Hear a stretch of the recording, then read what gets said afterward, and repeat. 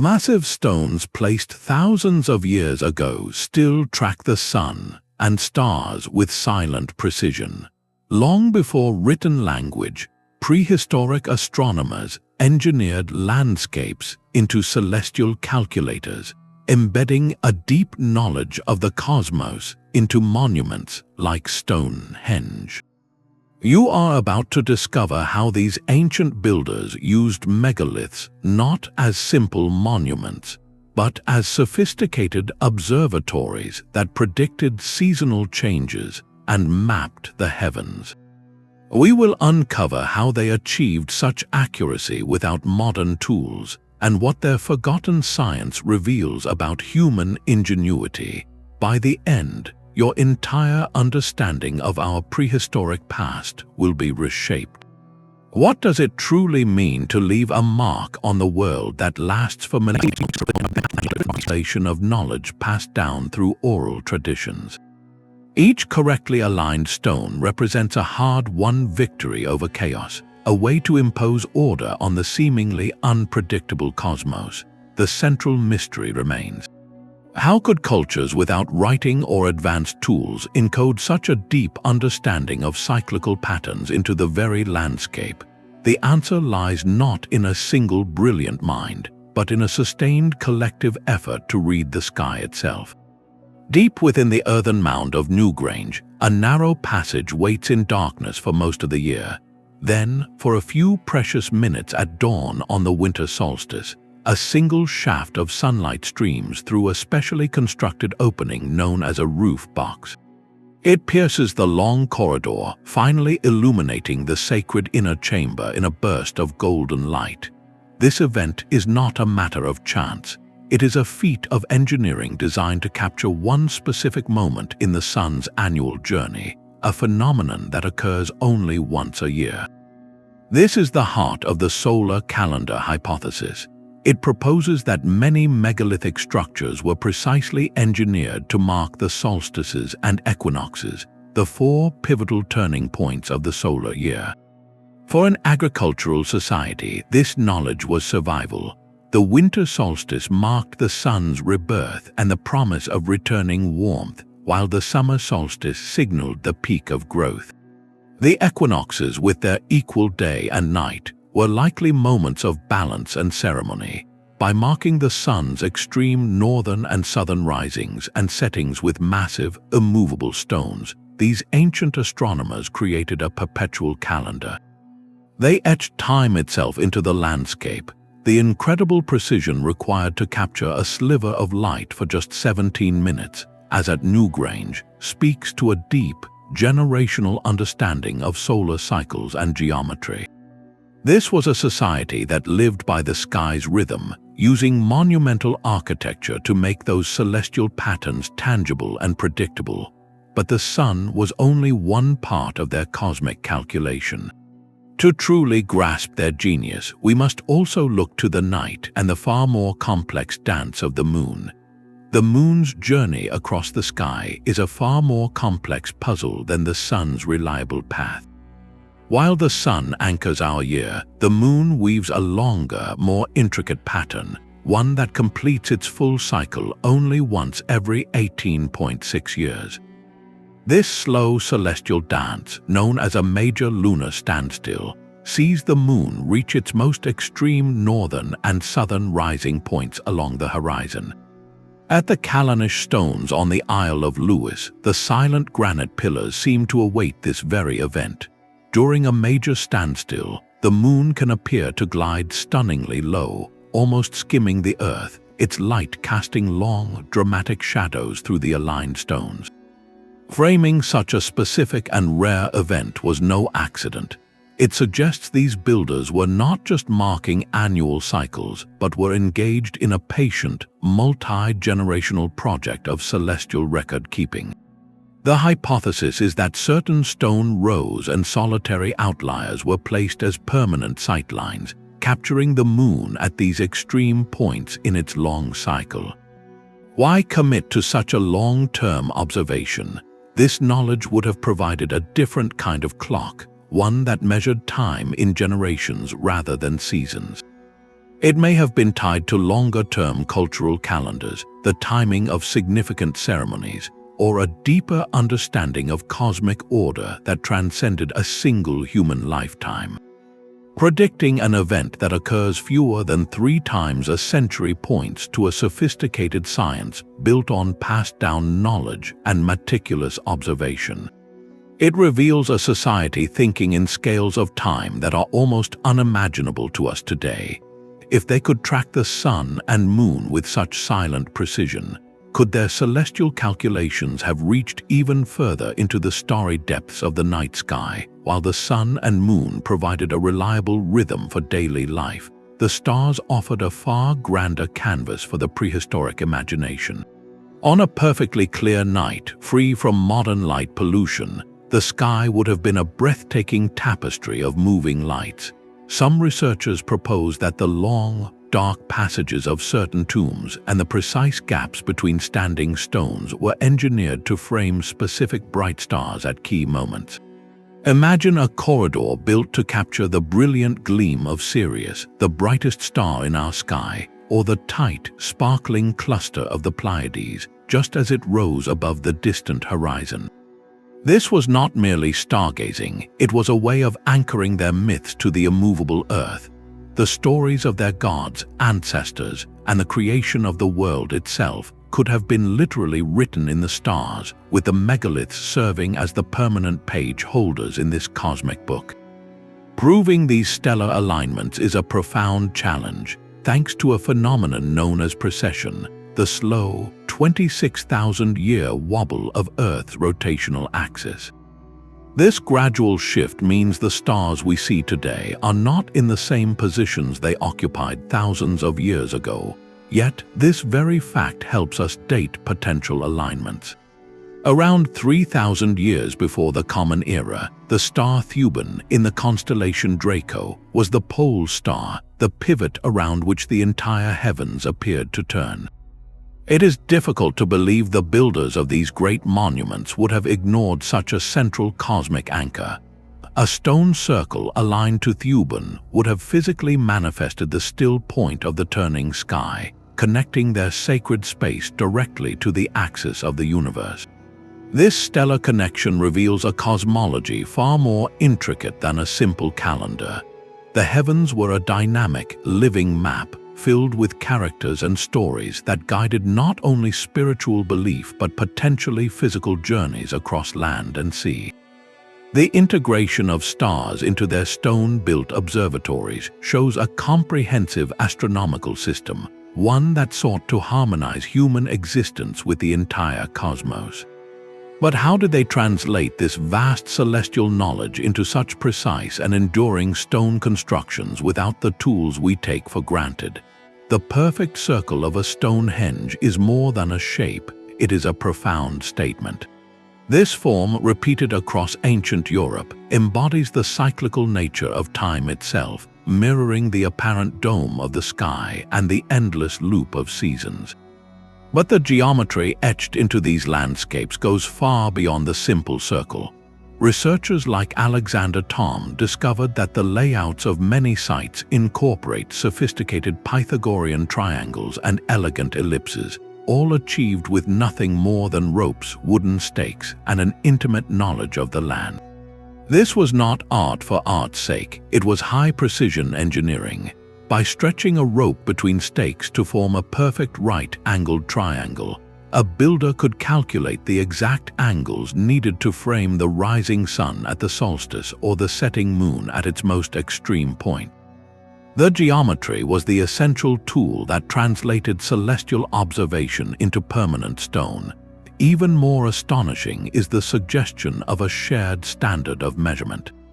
Thom's proposed megalithic yard, a unit of roughly 2.7 feet, appears to have been used in the construction of sites from Scotland to Brittany. This implies a widespread communicating network of knowledge, a common scientific language spoken across a vast territory. Each standing stone, then, is a permanent expression of a mathematical principle first glimpsed in the movement of the stars. This marriage of astronomy and geometry reveals an organized intellectual tradition, a forgotten science that used the most durable materials available to build a bridge between the earth and the heavens. We can see this brilliant synthesis fully realized at one of the world's most iconic monuments, where every stone placement whispers a secret of the cosmos.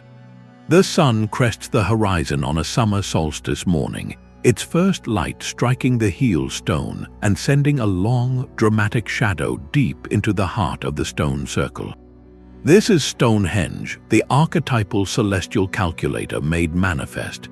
Its massive sarsen stones are not a random arrangement, but a complex astronomical instrument permanently fixed to the landscape.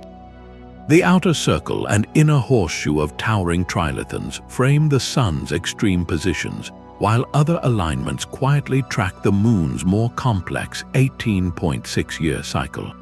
This was a dual-purpose observatory, harmonizing the rhythms of both our primary celestial lights, but the true genius of Stonehenge may lie in what we can no longer see. The ring of 56 pits known as the Aubrey holes, discovered just inside the bank, may have formed a primitive but brilliant eclipse prediction computer. The theory suggests that by moving marker stones from one pit to the next in a specific annual pattern, priests or astronomers could have tracked the passage of years and identified the dangerous seasons when a lunar eclipse was possible. Such an event, when the full moon is suddenly swallowed by the Earth's shadow, would have been a moment of profound power and potential fear. The ability to foretell it would have granted its keepers immense authority, turning celestial mechanics into societal control. This evolving design, built and modified over more than 1,000 years, reveals a culture refining its cosmic understanding with each generation. It stands as undeniable proof of a society capable of monumental, coordinated effort driven by a clear scientific purpose. The silent legacy of Stonehenge urges us to reconsider every ancient circle and lone standing stone. If such sophistication was achieved here, what other celestial secrets are waiting to be decoded in the countless other megalithic sites scattered across the globe? The orderly rows of Carnac stretch for kilometers across the Brittany landscape, a silent army of more than 3,000 standing stones. Walking among these vast alignments is an experience of overwhelming scale, a forest of granite erected by a society whose vision spanned generations. While the exact celestial purpose remains a topic of research, the leading theory suggests these parallel rows formed a colossal open-air observatory. The long, straight avenues may have served as precise sightlines, guiding an observer's eye to the distant horizon to mark the rising and setting of the moon at its most extreme points in its long cycle. This was not a monument built in a single lifetime. The sheer immensity of the project, moving and placing thousands of massive stones, speaks to a highly organized culture with a unified, long-term goal. Some researchers see the alignments as a complex calendar system, where the interplay of shadow and stone along the rows could have tracked the passing seasons with remarkable accuracy. The stones themselves might represent a cumulative record of celestial events, a permanent stone library where each menhir is a volume of archived sky knowledge. This grand landscape-scale project reveals a society thinking in centuries, not years. After witnessing the sprawling, open-air design of Carnac, the focus shifts to a monument of opposite design, one that turns inward to capture a single, perfect beam of light. Deep within the dark, cruciform passage of Newgrange, a profound silence reigns for 364 days of the year, but on the dawn of the winter solstice, a transformation occurs. A single, narrow beam of sunlight, golden and precise, penetrates the darkness through a specially engineered opening high above the entrance, known as the roof box. This sliver of light travels an incredible 19 meters down the long passageway, finally flooding the central chamber in a radiant glow that lasts for just 17 minutes. This is not a lucky accident. It is a feat of architectural genius deliberately built into the mound's design over 5,000 years ago. The entire structure functions as a celestial timepiece, engineered to capture the sun at its lowest, weakest point in the annual cycle. For the community that built it, this event was rich with meaning. The sun's triumphant return, physically manifested inside the deepest, darkest space, symbolized a powerful rebirth, connecting the cosmic cycle directly to their beliefs about life, loss, and renewal. The precision required to achieve this alignment, using only stone tools and generations of observational knowledge, is staggering.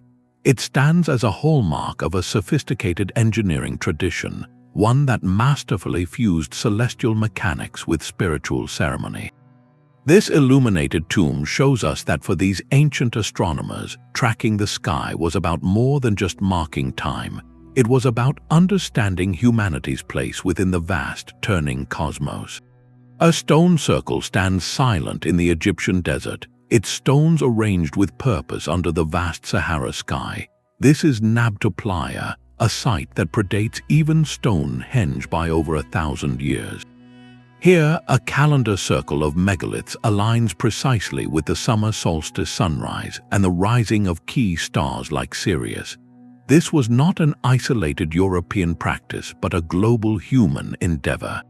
Far across the Atlantic, on the high plains of Wyoming, the Big Horn medicine wheel spreads its stone spokes across a mountain summit. Its central cairn and outer markers create sightlines to the summer solstice sunrise and sunset, and to the rising of the bright star Aldebaran. Further south, in the Andes of Bolivia, the carved monolith known as the Sun Gate at Tiwanaku frames the sun on the equinoxes with stunning accuracy. These monuments, born continents apart from any known contact, speak a common language written in stone and sky. They reveal a universal human impulse to find order in the heavens, to mark time, and to anchor belief systems to the predictable motions of the cosmos. This independent emergence of celestial science challenges the idea of isolated ancient genius. Instead, it points to a shared thread of ingenuity, a fundamental human drive to understand our place in the universe by using the most permanent material at hand. How did cultures separated by oceans and millennia arrive at such similar solutions without the tools we consider essential for such precise work? The true genius of these ancient astronomers lies in their ability to achieve cosmic precision with tools you might find in a simple toolkit. Envision a team of Neolithic surveyors on a vast, open plain. Their equipment consists of wooden stakes, ropes woven from animal gut, and a few long, straight poles. With these humble items, they began a project that would outlast centuries. A central pole called a gnomon was their key to unlocking the sun's secrets. By patiently marking the tip of its shadow throughout the day, they could trace a perfect north-south line, the fundamental axis for their entire celestial design. They watched this shadow's length change with the seasons, day after day, year after year. The summer solstice was marked by the shortest shadow, and the winter solstice by the longest. This was not a sudden discovery, but a slow, cumulative understanding built on generations of careful watching. To create a perfect circle, they needed only a rope and a central stake. By holding the rope taut and walking its length, they could inscribe a flawless ring upon the earth, a shape that mirrored the dome of the sky above. For the sophisticated Pythagorean triangles found in many monuments, they used a simple rope with knots placed at precise intervals. By stretching this knotted rope into a 3-4-5 triangle, they could generate a perfect right angle, the essential building block for aligning stones to specific sunrise or sunset points. Even the stars were within their reach. A shallow trench filled with still, dark water could act as a primitive reflecting pool, turning the ground into a stable mirror for observing the wavering motions of celestial bodies. This was a practical, hands-on science accessible to anyone with patience and a keen eye. It required no advanced mathematics, only a deep familiarity with patterns and a profound respect for the rhythms of the natural world. The sheer simplicity of their methods makes the enduring accuracy of their stone calculators all the more breathtaking. This was a knowledge system built on observation and memory, a living science passed down through spoken word and demonstrated action. But such a sophisticated understanding of the cosmos could not exist in a vacuum. It must have been supported by a powerful and deeply rooted belief system, one that saw the heavens and the earth as fundamentally connected. A young apprentice stands beside an elder, their faces tilted toward the night sky. In the absence of any written language, the only tools for preserving this celestial science were memory, story, and song. The precise alignments of the stones were useless without the living knowledge of what to watch for and when. This wisdom was not stored on parchment, but woven into the very fabric of their culture through epic myths that personified the stars, rhythmic songs that charted the moon's path, and ceremonial rituals performed at the stones during pivotal cosmic events. A single standing stone was not just a rock, it was a character in a story, a verse in a hymn, a marker in a sacred dance. The knowledge of the winter solstice alignment was not a dry fact but a dramatic narrative of a dying sun's rebirth, told and retold each year as the community gathered in anticipation. This communal reinforcement was vital. By participating in the ceremony, each person internalized the timing and its meaning, creating a shared, living calendar. The elder astronomer teaching a child the star path associated with a specific outlier stone was not merely passing on information, they were ensuring the survival of their people's entire intellectual tradition. This oral tradition formed a fragile yet incredibly resilient human database. It was a chain of memory that, once broken, could never be fully repaired. The stones themselves remained, but their original voices fell silent, their purpose fading into mystery. This deep reliance on cultural continuity suggests these sites were far more than observatories. They were the very heart of community life, where science, spirituality, and society converged under the turning sky. The stones themselves were never silent. Picture the midwinter air crackling with anticipation as the entire community gathers within the henge, their breath misting in the cold. They are not here as passive observers of a celestial event, but as active participants in a great communal drama. The precise alignment of the stones, which we now see as pure science, was the stage for their most vital rituals. As the sun's first light struck the appointed stone, it was not just a date confirmed, it was a promise fulfilled. This moment of astronomical precision was followed by feasting, by storytelling, and by ceremonies that reaffirmed the social bonds holding the community together. The immense effort of moving these stones was itself a powerful act of social glue. Quarrying, transporting, and erecting a single megalith required the coordinated labor of hundreds, a process that would have established clear leaders and solidified a shared identity. The knowledge of the sky became a source of immense authority. The individual who could stand before the people and accurately predict the sun's rebirth or the coming eclipse held a power that seemed divine. They were the interpreters of the cosmos, and the stones were their immutable proof. In this way, the site functioned as a town hall, a cathedral, and a university all at once. It was the heart of the community, where the practical need for a calendar merged completely with spiritual belief and social order. The abandonment of these vibrant centers, then, is one of history's great quiet mysteries. What profound shift in belief, climate, or social structure could cause a people to walk away from the very heart of their world, leaving only the stones to speak for them? Centuries of celestial observation ended not with a bang, but with a slow, quiet exodus. The great stone circles and passage tombs were gradually left behind, their precise alignments no longer maintained by the communities that once depended on them. The reasons for this widespread abandonment are still debated by historians. Shifts in climate may have forced migrations, rendering the ancestral lands less hospitable.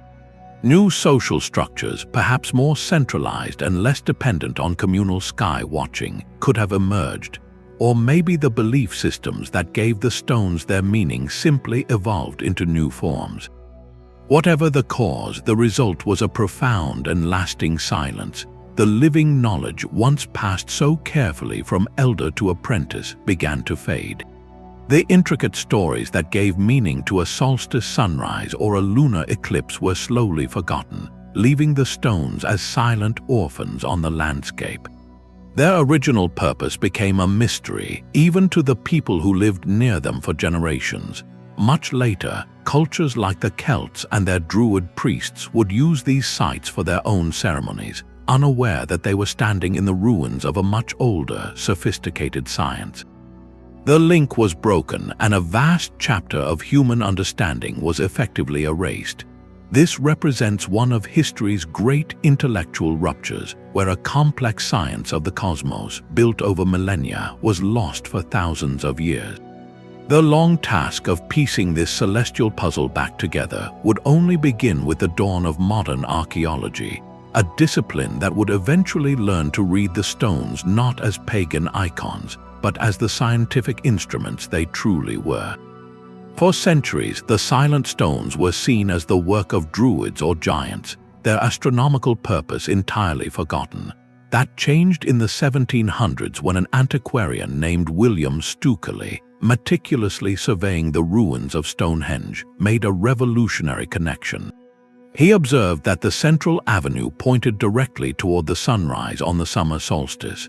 Stukeley planted the first seed of a radical idea that these monuments were not merely temples but precise celestial instruments.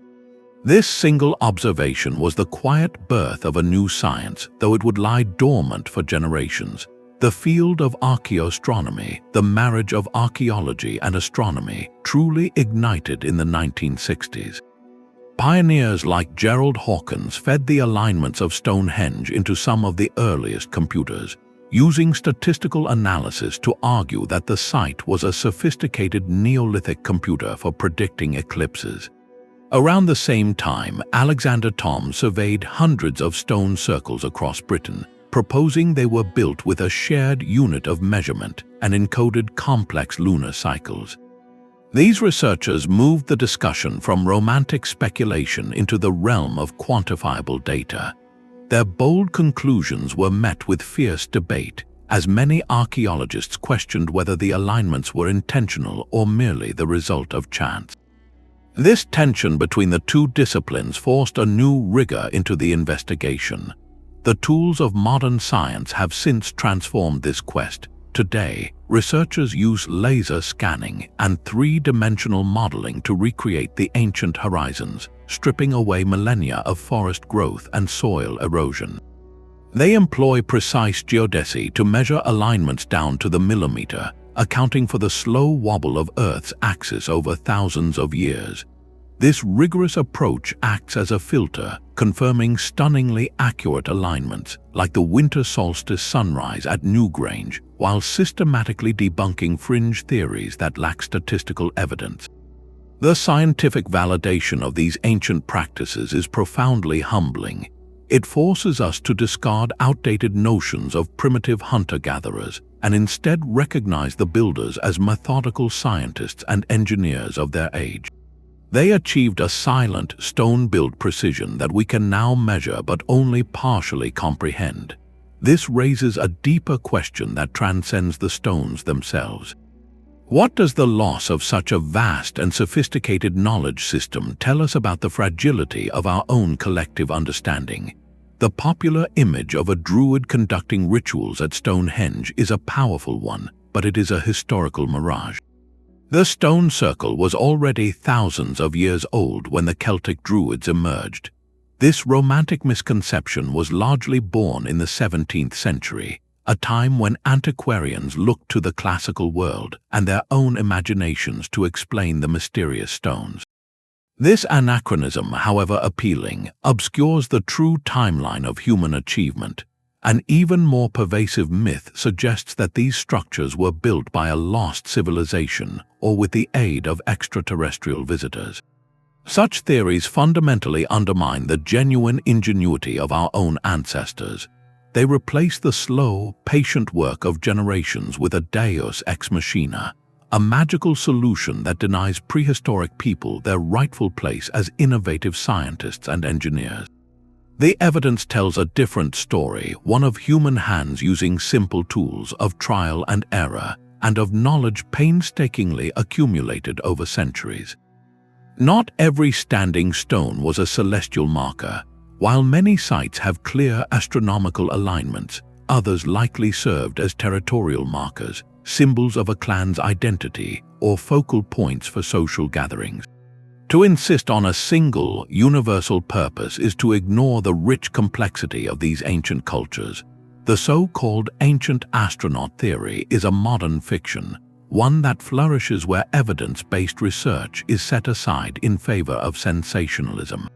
It ignores the vast archaeological record that shows the evolution of construction techniques, from simple post holes to complex stone settings, all achieved with locally available materials and increasingly sophisticated understanding.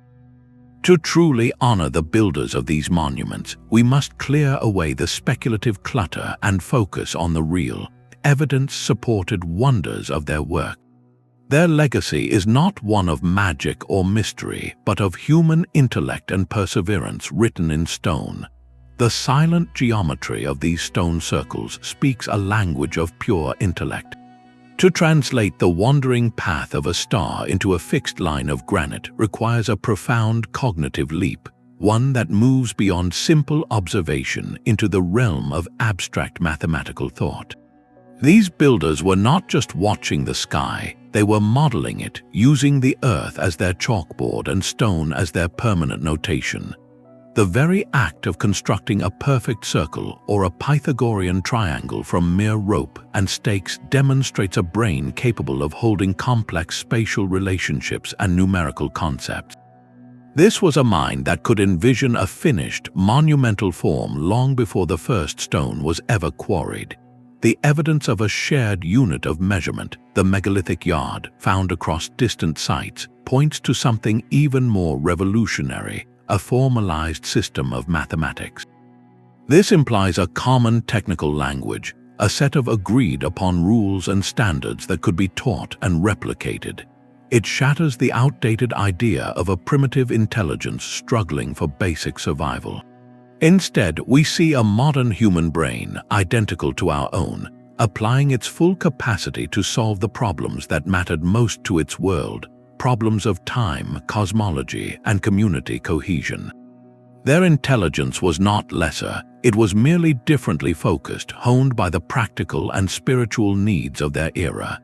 This sophisticated mindset forces us to abandon the comfortable myth of linear progress, where culture evolves in a straight line from simple to complex.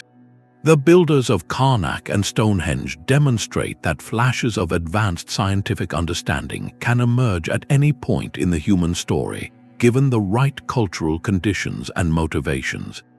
To truly hear what these stones are saying, we must engage with this mathematical mind on its own terms, recognizing that their true purpose wove together the practical need to predict seasons with a deep, abiding desire to find harmony with the cosmos itself.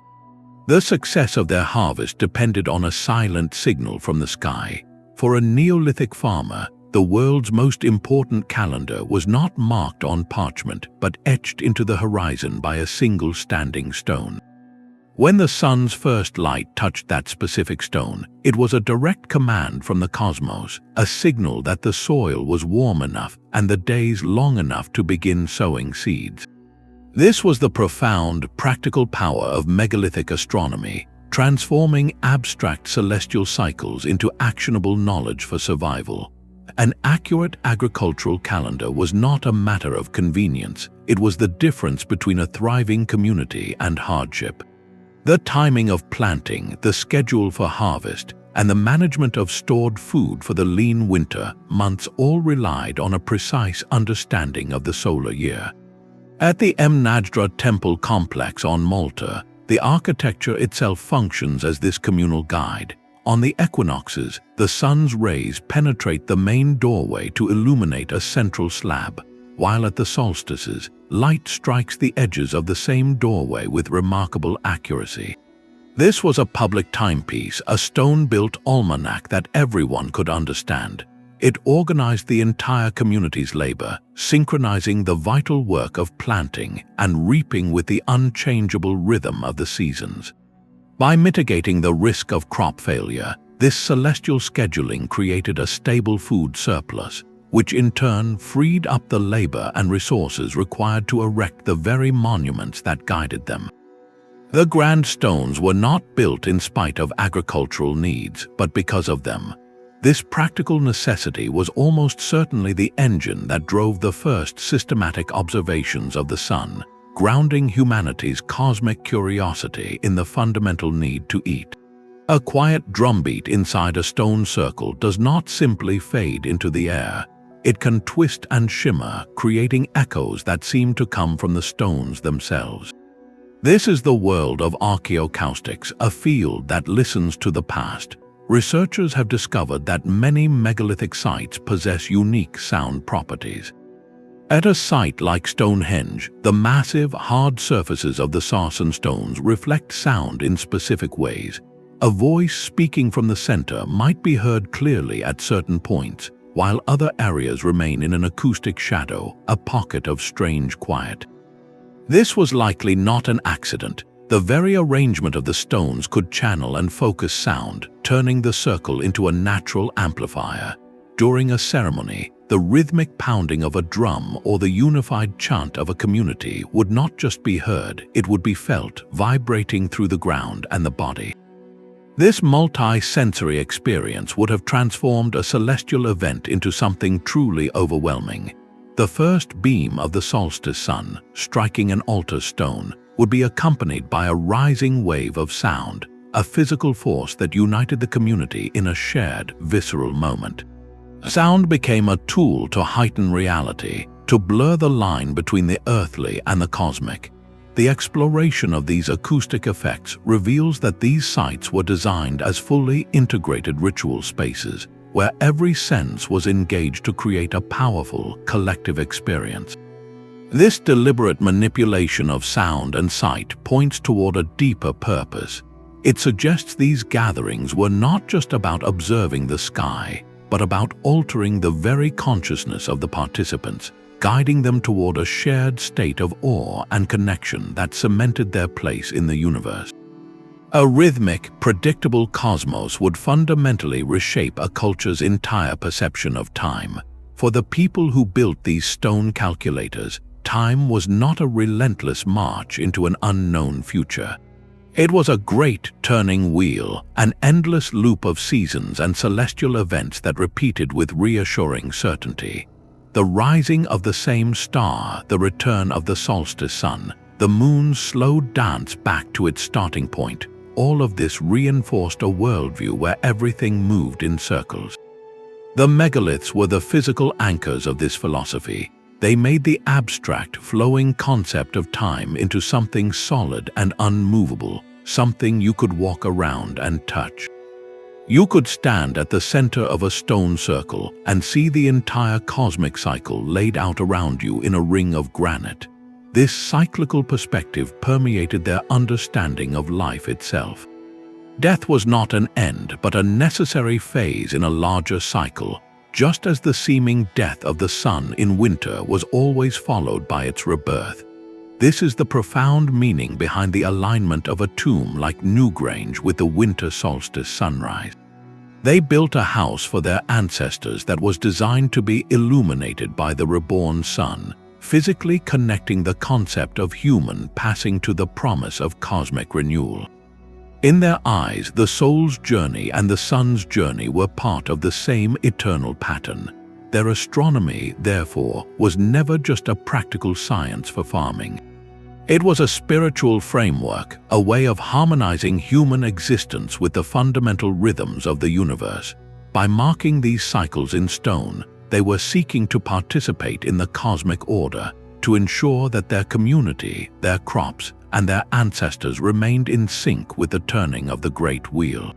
This deep, philosophical link between the heavens and the human spirit transforms these monuments from simple calculators into profound statements about life, legacy, and our place in a timeless cosmos. The immense stones of Stonehenge seem to speak a language of pure physical strength, a narrative long dominated by the image of male laborers. Yet the true story of these celestial calculators is far more nuanced. To see only the muscle required to lift the rock is to miss the mind required to place it. A growing body of archaeological insight, combined with studies of oral traditions, suggests that women were likely central to the intellectual and spiritual life that gave these monuments their purpose. The meticulous observation of the Moon's complex 18.6-year cycle, for instance, finds a powerful parallel in the archetype of a lunar goddess found across ancient Europe. In many cultures, the Moon's rhythms were intimately tied to female divinity, to cycles of life and renewal. It is a compelling possibility that women served as the primary keepers of this lunar calendar, their lives and knowledge deeply synchronized with the celestial dance they tracked from one generation to the next. The evidence for this more inclusive view is etched into the archaeological record itself. Small, carefully carved figurines depicting women, sometimes discovered in positions of honor, suggest a society where female presence held significant cultural weight. Grave goods from the era further complicate the simple picture, with some women buried with items that hint at specialized knowledge or community standing. This was not a society built by one gender alone. The monumental task of raising a stone circle required the coordinated effort of the entire community, with each person contributing their unique skills. The physical act of moving a megalith was the final step in a long process that began with generations of skywatching, a role that demanded patience, memory, and a deep, intuitive understanding of patterns. By acknowledging the potential role of women as astronomers, ritual leaders, and knowledge keepers, we move beyond a simplistic narrative. We begin to see a society where intellectual and spiritual authority was shared, where the entire community worked in concert to build a legacy in stone.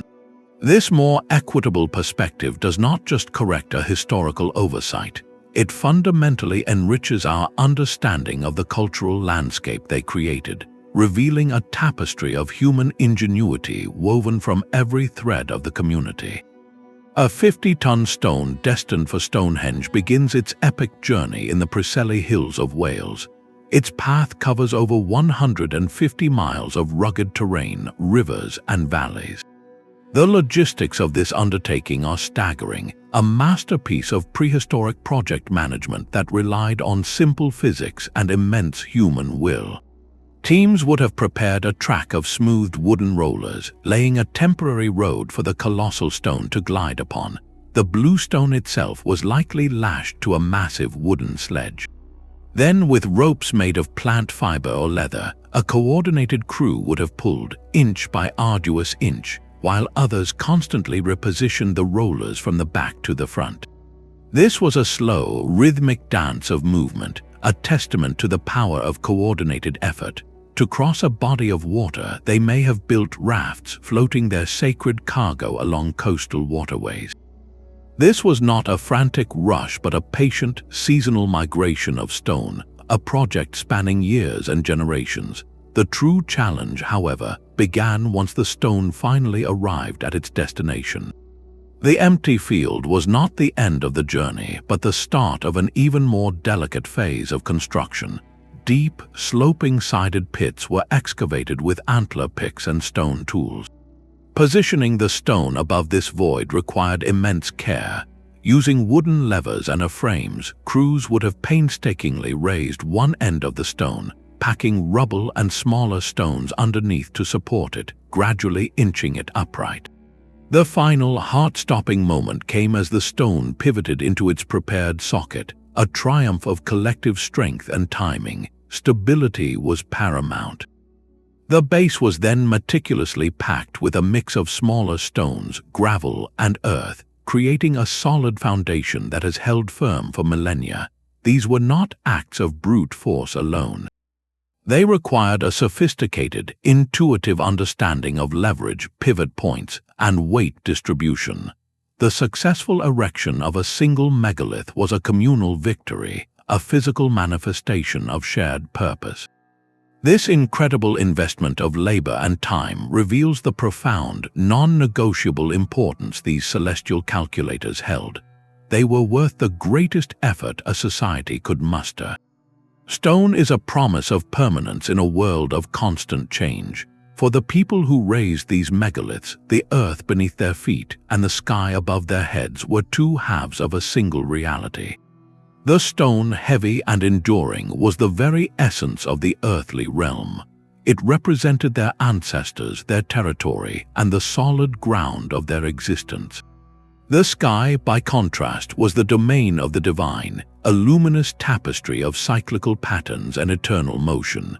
To carefully align a block of granite with the rising of a specific star was to perform a profound act of symbolic union. It was a marriage of heaven and earth, a way of stitching the fleeting celestial events into the permanent fabric of the land.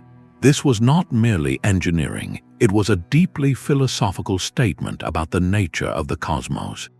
The monuments themselves became a physical map of their entire universe, a cosmology written not on parchment, but with the landscape itself.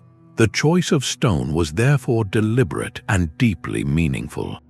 A stone dragged from a distant, sacred hill was not just a building material, it was a piece of that ancestral place, imbued with its own story and power. The specific type of rock, whether the local sarsen or the foreign bluestone, likely carried cultural significance we can no longer fully decipher. The central altar stone might represent a cosmic center, while the surrounding circle mirrored the perceived dome of the sky. Every placement was a word in a lost language of symbolism. Decoding this symbolic language is the key to moving beyond the how of their construction and finally understanding the why. These structures were the ultimate expression of a belief system that saw no separation between the spiritual and the scientific, between the community and the cosmos. They built to participate in the order of the universe, to make their mark not just on the land, but within the great turning wheel of time itself. The placement of a stone circle was never a random act. It was a deliberate choice, a careful negotiation with the land itself. To track the sun with precision, the builders needed an uninterrupted view of the horizon. This is why so many sites perch on ridges or settle in bowls between hills, their locations chosen for a perfect line of sight. A clear eastern horizon was absolutely essential for marking the solstice sunrise, while a high vantage point offered a commanding panorama of the entire celestial dome. The surrounding landscape was not an obstacle but an integral part of their design. A distant mountain peak or a distinct notch between two hills could serve as a natural foresight, a permanent marker on the horizon against which the rising or setting sun would align. These natural features became fixed points in their cosmic calculations, turning the entire valley into a colossal observatory. The climate these builders lived within was also a key architect. The weather patterns of the Neolithic were markedly different from our own, with periods of warmer, drier conditions that may have made certain highlands more accessible and the skies more consistently clear. As these patterns shifted over centuries, bringing cooler temperatures and increased rainfall, the very conditions that made a location ideal for sky watching could have deteriorated. Persistent cloud cover would have rendered the most precise stone alignment useless. This environmental change might have been a powerful factor in the gradual abandonment of a site, as the celestial signals it was built to capture became shrouded and unreliable. These ancient astronomers were, in essence, master landscape architects. They did not seek to conquer the natural world, but to collaborate with it, weaving their stone threads into the existing fabric of the earth to create a seamless tapestry of science and spirit. Their legacy is a testament to a deep, symbiotic relationship with the environment, a relationship where every hill, every valley, and every clear line of sight held the potential to reveal a secret of the cosmos. A laser scanner glides silently over the surface of a weathered menhir, capturing every crack and contour with sub-millimeter precision. This is not a simple photograph, it is the creation of a perfect digital twin, a three-dimensional model that researchers can rotate and analyze from every conceivable angle. With this tool, they can test alignment theories with a level of accuracy that was once impossible, calculating sightlines to the ancient horizon with sub-degree precision.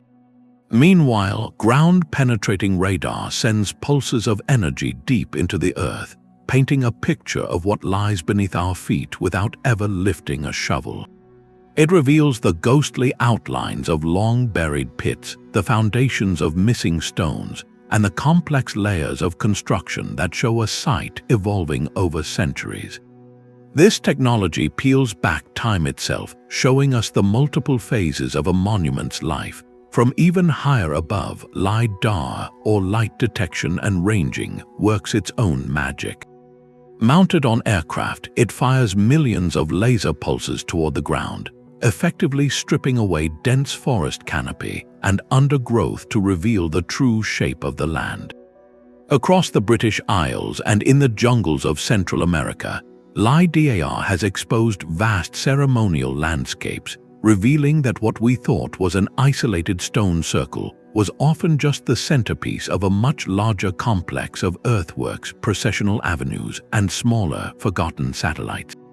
Drones and satellites then provide the final piece of the puzzle, offering a bird's-eye view that makes the relationship between monuments and their surrounding geography stunningly clear.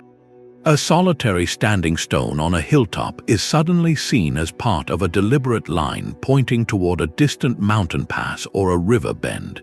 These tools are systematically erasing the blank spots on our maps of prehistory, uncovering new sites at an accelerating rate, and proving the practice of megalithic astronomy was far more widespread and sophisticated than we ever knew.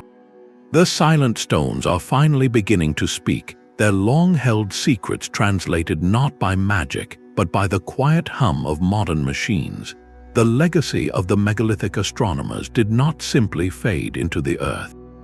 Their profound understanding of celestial cycles was too vital to be entirely lost.